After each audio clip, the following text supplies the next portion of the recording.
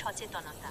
Piles বা অর্শ হল মলদ্বারের ভেতর বা বাইরের শিরা ফুলে যাওয়ার একটি অত্যন্ত অস্বস্তিকর সমস্যা।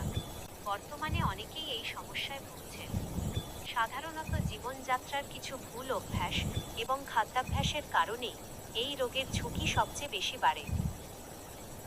পাইলস হওয়ার প্রধান কারণসমূহ: দীর্ঘদিন কোষ্ঠকাঠিন্য, নিয়মিত পেট পরিষ্কার না হওয়া এবং মলত্যাগের সময় অতিরিক্ত পোত চাপ দেওয়া, টয়লেটে অতিরিক্ত সময় কাটানো, কমোডে দীর্ঘক্ষণ বসে থাকার অভ্যাস শিরায় চাপ বাড়ায়। ভুল খাদ্যাভ্যাস: খাবারে পর্যাপ্ত ফাইবারের অভাব এবং অতিরিক্ত ঝাল, মশলাযুক্ত ও ভাজা পোড়া খাবার খাওয়া, পর্যাপ্ত পানি না খাওয়া, দৈনিক কম পানি পান করার ফলে মল শক্ত হয়ে যায়। শারীরিক নিষ্ক্রিয়তা: অলস জীবনযাপন বা নিয়মিত শরীরচর্চা না করা, দীর্ঘক্ষণ বসে কাজ, একটানা দীর্ঘ সময় বসে থাকার পেশাগত অভ্যাস। অতিরিক্ত ওজন: স্থূলতা বা শরীরের অতিরিক্ত ওজন নিম্নভাগে চাপ সৃষ্টি করে। গর্ভাবস্থা: গর্ভকালীন সময়ে জরায়ুর আকার বৃদ্ধির ফলে মলদ্বারের শিরায় চাপ বাড়ে। বংশগত কারণ: পরিবারে কারো পাইলসের ইতিহাস থাকলে এই ঝুঁকি অনেকটাই বেড়ে যায়। ঘরোয়া উপায়ে কিছুটা আরাম পাওয়ার উপায়: হজম শক্তি উন্নত করতে এবং কোষ্ঠকাঠিন্য কমিয়ে সাময়িক আরাম পেতে নিচের উপায়গুলো ট্রাই করতে পারেন।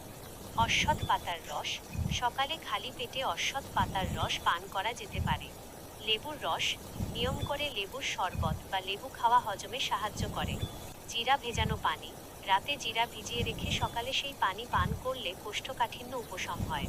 মনে রাখবেন, এই ঘরোয়া উপায়গুলো অনেকের ক্ষেত্রে কার্যকরী হলেও এগুলো কোনো স্থায়ী চিকিৎসা নয়।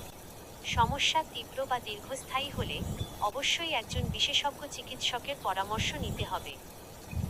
কারা এই ঘরোয়া উপায়গুলো এড়িয়ে চলবেন? সবার শারীরিক অবস্থা একরকম নয়। তাই নিচের ব্যক্তিদের ক্ষেত্রে এই ঘরোয়া উপায়গুলো ব্যবহারের আগে অবশ্যই ডাক্তারের পরামর্শ নেওয়া জরুরি।